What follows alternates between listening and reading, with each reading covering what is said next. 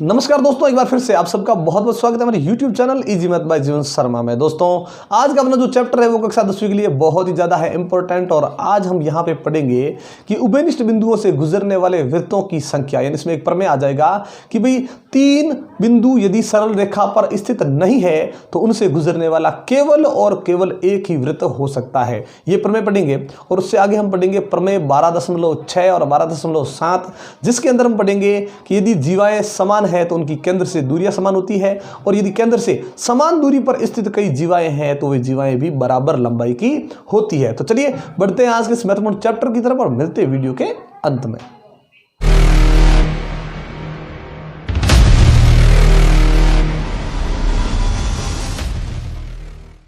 तीन बिंदुओं से गुजरने वाले वृत्त के बारे में पढ़ेंगे। तो सर्वप्रथम हम पढ़ते हैं कि यदि 3 बिंदु नहीं केवल एक ही बिंदु हो तो क्या करेंगे। देखिए, अगर एक बिंदु दिया गया है और हमें पूछ लिया जाए कि इस एक बिंदु से गुजरने वाले कितने वृत्त होंगे, यानी ऐसा वृत्त बनाओ जो इस बिंदु से गुजरना चाहिए, इसने यहां से जाना चाहिए। ये नहीं है कि ये बिंदु हमने बीच में कहीं केंद्र पे रख दिया या अभ्यंतर के अंदर कहीं रख दिया, नहीं रखना है, इससे हमें वृत्त गुजारना है। चलिए इससे मान लो ये वृत्त गुजर गया कोई एक, ठीक है। अब इसी बिंदु से और वृत्त, इसी बिंदु से और वृत्त, मतलब ये हमें पता चल गया है कि भाई एक बिंदु से है वो गुजरने वाले वृत्तों की संख्या अनेक हो सकती है। ध्यान रखें दोस्तों, एक जगह बिंदु लगा है तो उससे अनेक वृत्त है वो गुजर सकते हैं। चलिए फिर देखा कि एक बिंदु नहीं, कितने बिंदु ले लिए? 2।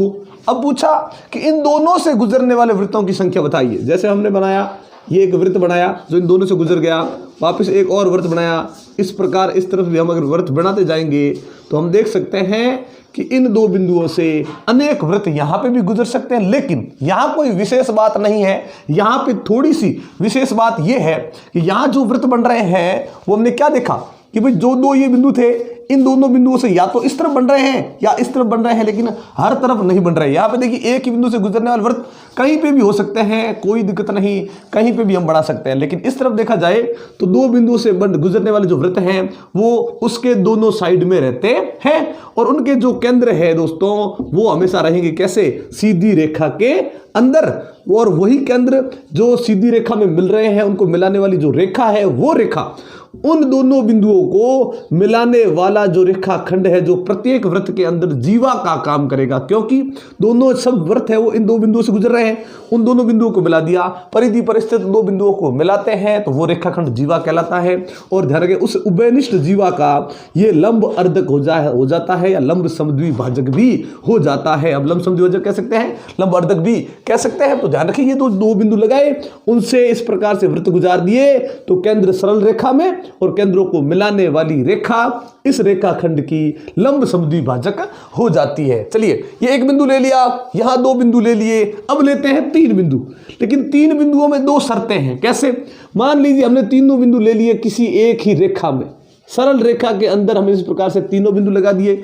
अब इन तीनों बिंदुओं से गुजरने वाला यदि जाने वाला कोई वृत्त खींचते हैं तो वो वृत्त, ध्यान रखिएगा दोस्तों, कि जैसे ही वो वृत्त गुजरेगा, अगर वो 2 बिंदुओं से गुजर गया तो तीसरा बिंदु उसके अंदर कहीं पे भी रह सकता है। ध्यान रखें दोस्तों, कहीं पे भी रह सकता है, या तो ये ऐसा रहेगा, या फिर इन दोनों से वृत्त गुजार दिया तो ये बिंदु बाहर रह जाएगा, या इन दोनों से गुजार दिया तो ये बिंदु बाहर रह जाएगा। मतलब ये कि जब 3 बिंदु एक सरल रेखा पर स्थित होते हैं तो उनसे गुजरने वाला, तीनों बिंदुओं से गुजरने वाला कोई वृत्त नहीं होता।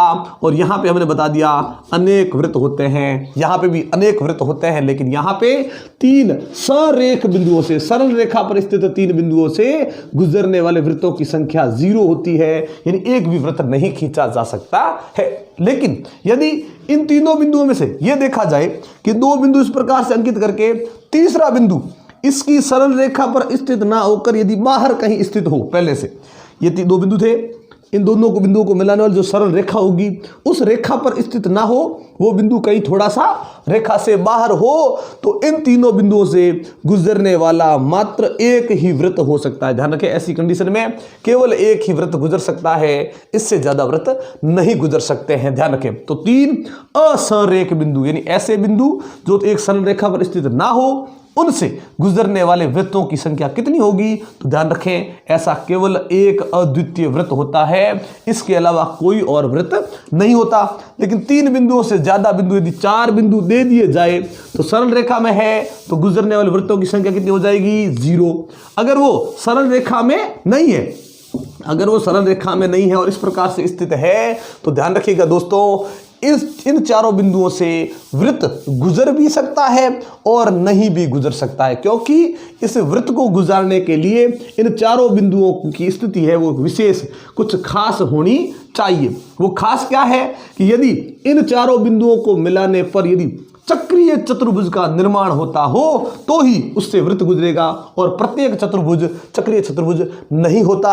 इसीलिए ध्यान रखें, हमें केवल 3 बिंदुओं तक ही पूछा जाएगा। समान जीवाएं और केंद्र से दूरी, यानी अगर किसी वृत्त के अंदर जीवाएं हैं वो बराबर लंबाई की है तो उनकी केंद्रों से जो दूरी है उनमें क्या संबंध होगा, उसके बारे में हम आज पढ़ेंगे। लेकिन उससे पहले हम बात करते हैं कि यदि जीवाएं समान ना हो तो क्या होता है। देखिए, जैसे मान लीजिए वृत्त है और इसमें कोई 2 जीवाएं खींची गई है, ठीक है, एक ये जीवा है यहाँ पे केंद्र, और मान लीजिए एक ये जीवा यहाँ पे है कोई अन्य जीवा, ठीक है। अगर ये 2 जीवाएं हैं तो हमें दिख रहा है कि भाई बराबर नहीं है, लेकिन ध्यान रखिए इसकी केंद्र से दूरी बतानी है। ध्यान रखें, वैसे तो केंद्र से जो दूरी है इस जीवा की वो हम कौन सी भी कह सकते हैं। अगर मैं यहाँ मिलाता हूं तो भी वो जीवा से दूरी है, यहाँ मिलाता हूं तो भी जीवा से दूरी है, लेकिन वास्तविक जो सही दूरी होती है केंद्र से वो उसकी, यानी उस बिंदु की उस रेखाखंड से न्यूनतम दूरी जो जाकर हमेशा उस रेखाखंड पर लंब बनाती हो। ध्यान रखें दोस्तों, किसी भी बिंदु की किसी रेखा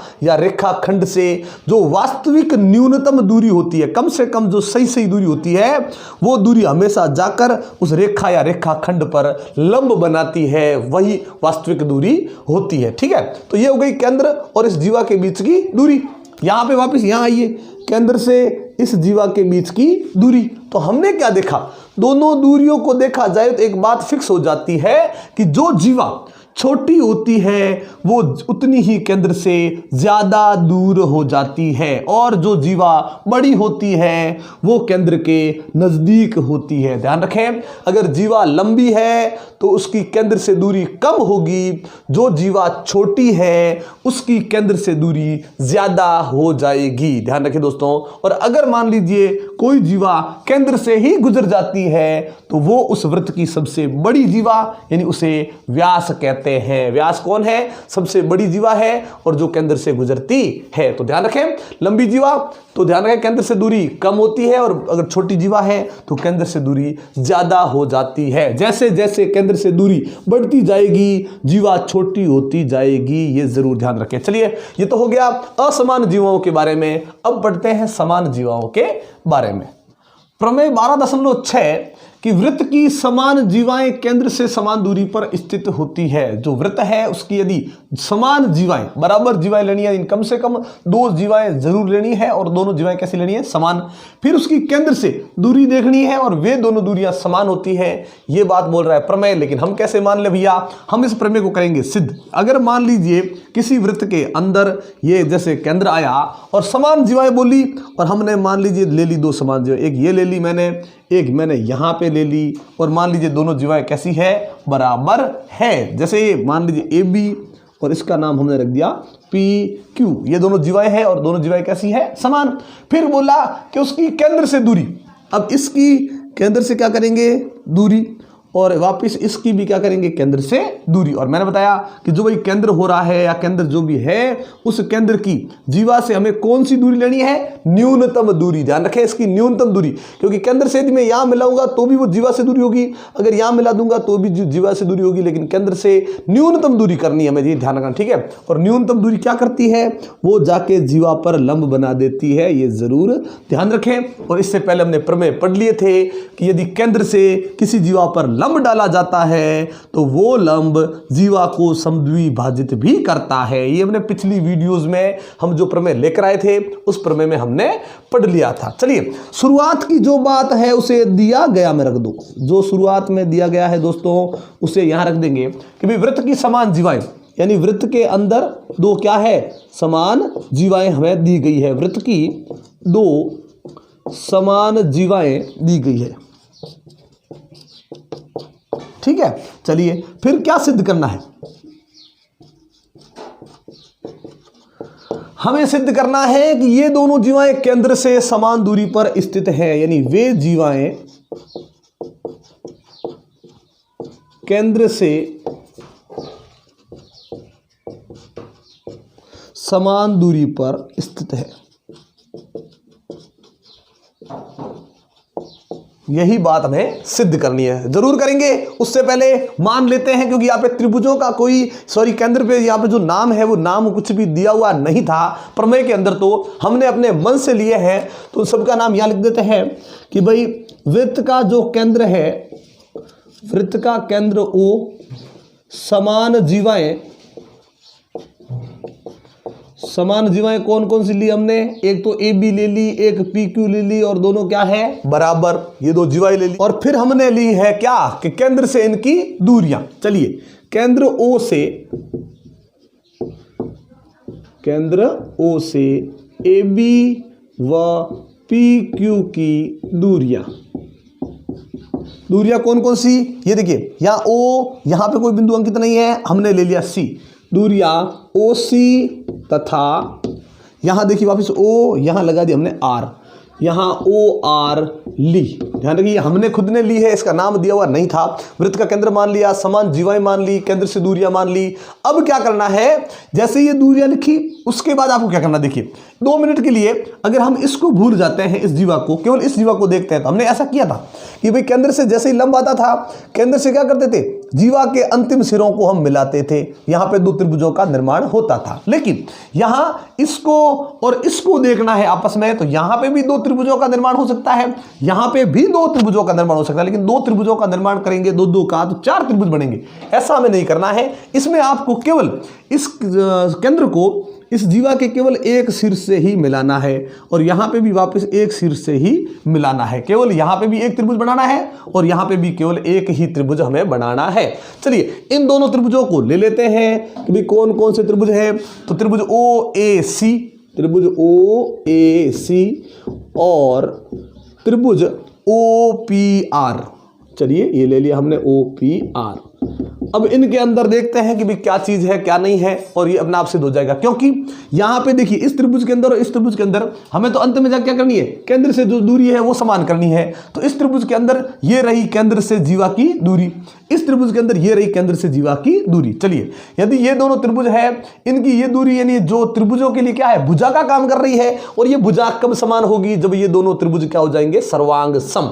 और सर्वांग सम करने के लिए करना क्या है वो ध्यान से देखिए, इसके अंदर भी क्या है समकोण, इसके अंदर भी क्या है समकोण, क्योंकि ये लंब जो होता है वो दोनों तरफ समकोण बनाता है, लेकिन हमें समकोण के बारे में कहीं बताया नहीं है, वो हम यहां जरूर बताएंगे। चलिए बता देते हैं यहां पे कौन कौन सा, OCA, ध्यान रखिएगा OCA बराबर कौन, ORP।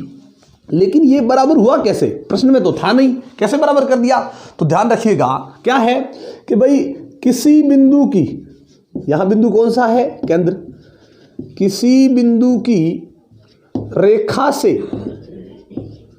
न्यूनतम दूरी,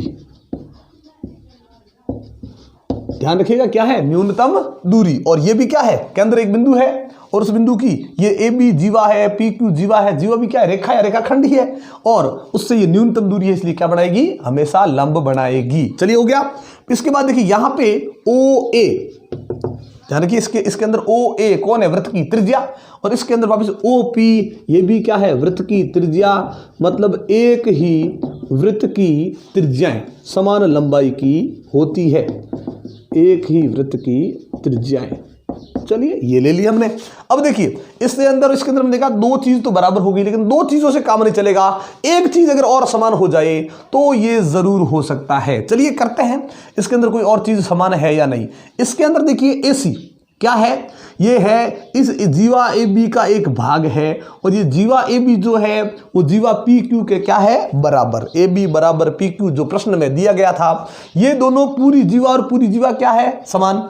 ये जो OC है वो जीवा का क्या है, जीवा पर लंब है। क्यों है, न्यूनतम दूरी हमेशा लंब होती है, ध्यान रखें। तो न्यूनतम दूरी क्या होती है, लंब। तो एक पिछला जो प्रमेय हमने पढ़ा था पीछे की वीडियो में, उसमें हमने क्या पढ़ा था कि केंद्र से जीवा पर यदि लंब डाला जाए, वैसे तो लंब कई हो सकता है, लेकिन केंद्र से जो लंब डाला है वो जीवा को समद्विभाजित भी करता है, यानी समान दो टुकड़े करता है। यानी इसके दो समान टुकड़े हो जाएंगे, एक तो AC और एक हो जाएगा BC। चलिए AC बराबर BC बराबर क्या हो जाएगा, ध्यान रखिए टुकड़े जब समान होते हैं, ध्यान रखिएगा टुकड़े जब समान होते हैं तो वो टुकड़े अपने पूरे रेखाखंड के आधे, यानी पूरी जो चीज होती है ना, जब उसके दो टुकड़े करते हैं दोनों टुकड़े वो बराबर हो जाते हैं तो वो अपने पूरे के आधे के समान होते हैं। पूरा कौन, AB, और ये हो जाएगा AB के आधे के समान। कुछ भी नहीं किया हमने, दोनों टुकड़े कर दिए दोनों बराबर, लेकिन उसका कारण यहां बताएंगे जरूर, लेकिन पहले इसमें भी बताना है, इसके अंदर भी बता देते हैं भाई क्या है। चलिए इसके अंदर टुकड़े हो गए, एक हो गया PR और एक हो गया QR, ये भी दोनों बराबर हो जाएंगे और अपने पूरे रेखाखंड का आधा, यानी PQ/2। लेकिन इसका कारण ये होगा कि केंद्र से डाला गया लंब, केंद्र से जीवा पर डाला गया लंब, केंद्र से जीवा पर डाला गया लंब जीवा का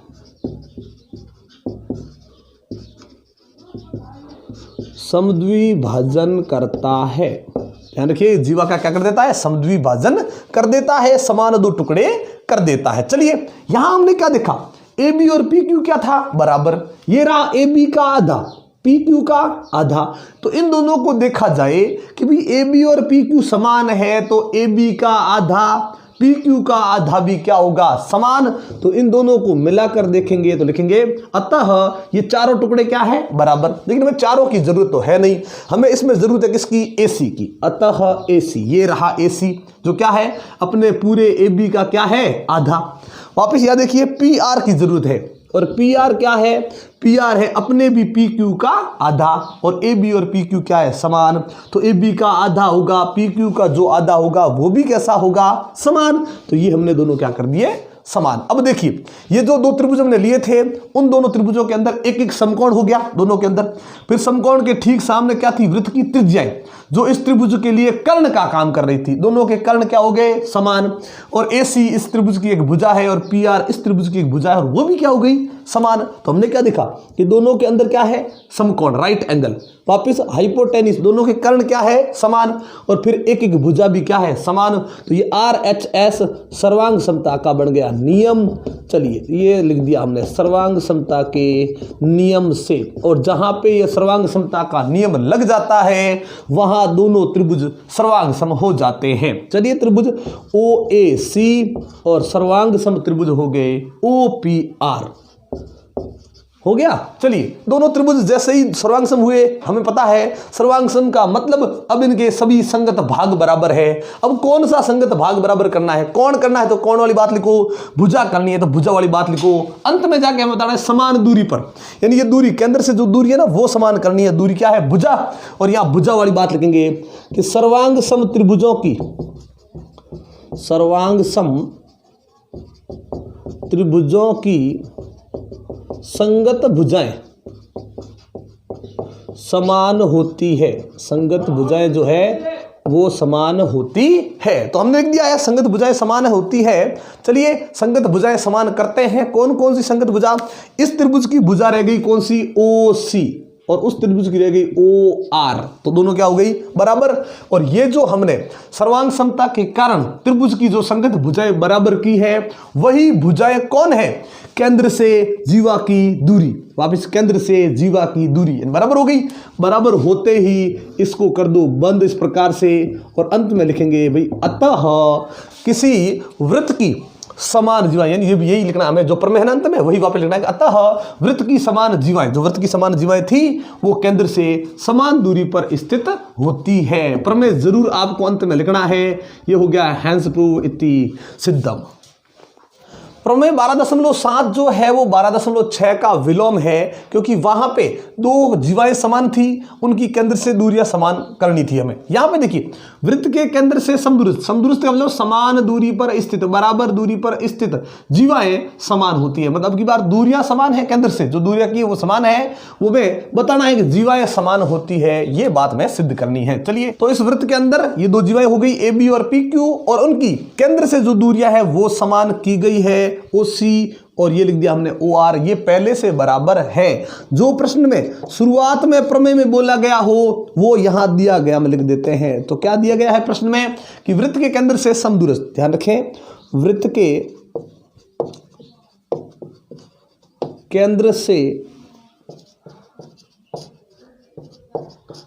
समदूरस्थ जीवाएं, ये हमें प्रश्न में दिया गया। समदूरस्थ क्या दी गई है? केवल जीवाएं दी गई है। तो सिद्ध क्या करना है? तो सिद्ध करना है कि वे जीवाएं समान है। ये बात हमें सिद्ध करनी है, वो जीवाएं समान है या नहीं। चलिए सबसे पहले वृत्त का हमने क्या ले लिया? केंद्र O, जीवाएं, अब की बार जीवाएं समान नहीं है, ध्यान रखें, AB व PQ ये जीवाएं ले ली, तथा जीवाओं की केंद्र से दूरियां, और केंद्र से जो दूरियां है वो है OC और OR, और वो कैसी ली गई है? पहले से समान ली गई है। ये हमने ले ली है। अब करना क्या है? देखिए, अब हमें इस सब नामों को लेकर अब हमें बनाना है क्या? इस जीवा पर भी एक त्रिभुज, इस जीवा पर भी एक त्रिभुज। चलिए केंद्र से मिलाए इसको, ये बन गया जीवा पर एक त्रिभुज। यहां से वापस इसे मिलाते हैं, ये बन गया जीवा पर एक त्रिभुज। और हमने क्या देखा कि दोनों अलग अलग जो त्रिभुज है उसमें ये एक भुजा और ये एक भुजा प्रश्न में समान कर दी गई है, हमें करने की जरूरत नहीं है। और जब अलग अलग त्रिभुजों में कोई भुजा समान हो वहां हमें सर्वांग समता का जिक्र करना है। चलिए लेते हैं त्रिभुज, इसके अंदर त्रिभुज कौन सा? OAC। चलिए ले लेते हैं OAC और त्रिभुज वापिस OPR। अब इन दोनों त्रिभुजों के अंदर हमने क्या देखा? पहले तो वही लिखो जो प्रश्न में दिया गया है, OC बराबर OR, केंद्र से जीवा की या जीवाओं की दूरियां जो प्रश्न में क्या है? दी गई है। ठीक है, चलिए अब क्या करना है? ये ले ली, फिर देखते हैं इसकी OP। चलिए ये क्या है? तो भाई OA और OP हमें पता है एक ही वृत्त की त्रिज्याएं, एक ही वृत्त की त्रिज्याएं हमेशा समान लंबाई की होती है। चलिए ये तो हो गया। अब क्या करें? ये जो OC है वो क्या है? जीवा से दूरी है ना, और ये जो दूरी है केंद्र से वो है न्यूनतम दूरी, और न्यूनतम दूरी क्या बना देती है? लंब। चलिए किसी बिंदु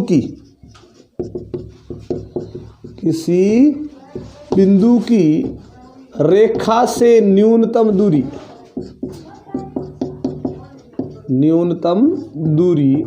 रेखा पर लंब होती है। वैसे तो दूरियां कई हो सकती है, लेकिन यहां पे जो है विशेष दूरी दी गई है और वो लंब होती है। कौन? तो OC भी लंब हो जाएगी AB पर, और ये OR जो है वो लंब हो जाएगी PQ पर। और इन लंब के कारण ये जो कोण है OCA बराबर ORP, ये देखिए ध्यान रखिए दोस्तों, इन लंब के कारण ये दोनों कोण क्या हो गए? बराबर। और किसका निर्माण हो गया? समकोण का निर्माण हो गया। तो चलिए इन दोनों अलग अलग त्रिभुजों के अंदर हमने देखा तीन चीजें बराबर हो गई, एक एक समकोण, फिर समकोण के जो ठीक सामने है वो त्रिज्याएं है वैसे तो वृत्त की, लेकिन यहां त्रिभुज के लिए कर्ण का काम कर रहा है। समकोण के बाद कर्ण समान हो गए, फिर ये एक एक भुजा भी प्रश्न में समान हो गई जो प्रश्न में दी गई थी। यानी समकोण, कर्ण, भुजा, right angle, hypotenuse and side, सर्वांग समता के नियम से ये अपना लग गया सर्वांग समता का नियम। चलिए भाई, सर्वांग समता के नियम से, और जहां ये सर्वांग समता का नियम कंप्लीट हो जाता है वहां दोनों त्रिभुज जो प्रश्न में थे वे दोनों त्रिभुज है वो कैसे हो जाएंगे? सर्वांग सम हो जाएंगे। ध्यान रखें दोस्तों, ये OAC और OPR सर्वांग सम हो गए। सर्वांग सम हो गए मतलब अब इनका हर एक संगत भाग बराबर हो जाएगा, और वो संगत भाग कौन सा बराबर करना है वो यहां ध्यान रखना है। हमें तो क्या करना है कि भाई जीवा को जीवा से समान करना है। यहां पे प्रश्न में अंत में ना प्रमेय के अंदर जीवा से जीवा समान करनी है, लेकिन इस जीवा का ये क्या है? टुकड़ा है जो त्रिभुज के अंदर भुजा का काम कर रहा है, यानी भुजा वाली बात लिखेंगे। तो सर्वांग सम त्रिभुजों की संगत भुजाएं समान होती है। चलिए कर देते हैं संगत भुजाएं समान। चलिए लिखते हैं इसमें, इसकी AC ठीक है और इसकी वापस कौन होगी PR, दोनों क्या हो जाएगी बराबर। चलिए भाई AC और PR हो गई बराबर। लेकिन अभी तक ध्यान रखिए अपना प्रश्न कंप्लीट नहीं हुआ ये प्रमेय, क्योंकि अभी तक केवल इस त्रिभुज की एक भुजा और इस त्रिभुज की एक भुजा बराबर हुई है, जो जीवा का केवल एक टुकड़ा है, पूरी जीवा नहीं है। चलिए यहां पे वापस थोड़ा ऊपर चलते हैं। यहां पे हमने क्या देखा, केंद्र से जीवा पर लंब, केंद्र से जीवा पर लंब। और ध्यान रखें कि भाई यदि OC लंब है AB और OR लंब है PQ, जो हमने पहले ही बता दिया था यहां पर न्यूनतम दूरी के कारण। तो एक प्रमेय आ गया अपना पिछली कक्षा का, पिछली जो वीडियो था अपना वीडियो, उसके अंदर हमने एक प्रमेय बताया था कि केंद्र से जीवा पर डाला गया लंब जीवा का अर्धक होता है। ध्यान रखें दोस्तों, केंद्र से जीवा पर डाला गया लंब जीवा का अर्धक होता है, जीवा का अर्धक या समद्विभाजक होता है। अर्धक कह दो, समद्विभाजक कह दो, बात तो एक ही है।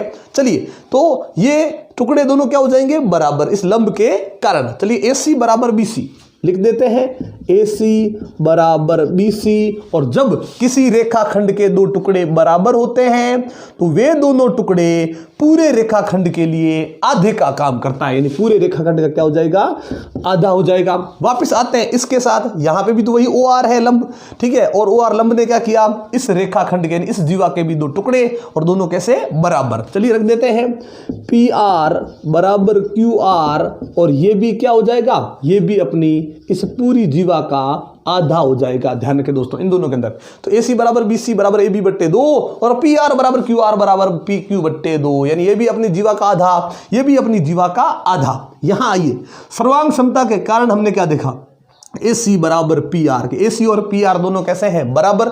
यहां आइए, ये रहा AC, ये रहा PR और सर्वांग समता बोल रही है दोनों क्या है समान।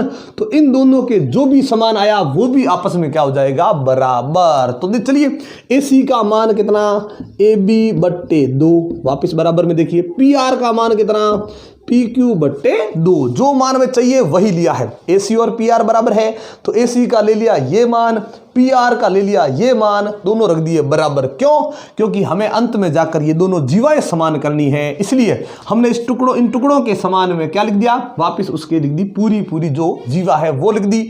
बट्टे में 2 बट्टे में 2, इसका बट्टे 2 इसका बट्टे 2 कट जाएगा, क्योंकि ध्यान रखें बराबर के अंदर जब अंश अंश समान हो तो भी कटेगा, बराबर में यदि हर समान हो तो भी कट जाएगा। तो क्या बच गया AB बराबर PQ और ये AB और PQ कौन है, जो जीवाएं हमने ली थी वही जीवाएं हैं जो केंद्र से कैसी थी समान दूरी पर स्थित थी। यानी अंत में अब क्या करेंगे, अतः लिख के हमें पूरा प्रमेय अंत में जरूर लिखना है। और ये हमारा प्रमेय है वो सिद्ध हो चुका है कि भाई आज हमने दो जो प्रमेय पढ़ लिए हैं कि भाई यदि दो जीवाएं बराबर है तो उनकी केंद्र से दूरियां बराबर होती है, और यदि कोई दो जीवाएं हैं उनकी केंद्र से दूरी समान है तो वे जीवाएं भी समान होती है। ये हमने दो प्रमेय ये पढ़ लिए, और एक हमने ये प्रमेय पढ़ लिया कि एक यदि वृत्त देखा जाए यानी 3 अलग अलग बिंदुओं से जो सरल रेखा में ना हो उनसे गुजरने वाला केवल और केवल एक ही वृत्त हो सकता है। ये प्रमेय भी हमने आज पढ़ लिया है। ये वीडियो हम यहीं पे समाप्त करते हैं। ये वीडियो आपको कैसी लगी ये मैं कमेंट बॉक्स में लिखकर जरूर बताइएगा। अच्छी लगी तो लाइक और शेयर कर दें। दोस्तों एक बार आप सबका बहुत बहुत धन्यवाद हमारे चैनल को सब्सक्राइब करने के लिए और हमारी वीडियोस को लगातार देखने के लिए। लेकिन अगर आप हमारे चैनल पर नए हैं और हमारी वीडियो को पहली बार देख रहे हैं तो चैनल को सब्सक्राइब करना मत भूलिएगा और बेल आइकन जरूर दबाइएगा, ताकि जब भी इस प्रकार के इंटरेस्टिंग वीडियो हम आपके लिए लेकर आए नोटिफिकेशन आपको मिलती रहे। तो इसी प्रकार के इंटरेस्टिंग वीडियो देखने के लिए जुड़े रहे हमारे साथ। तब तक के लिए नमस्कार, जय हिंद, जय भारत।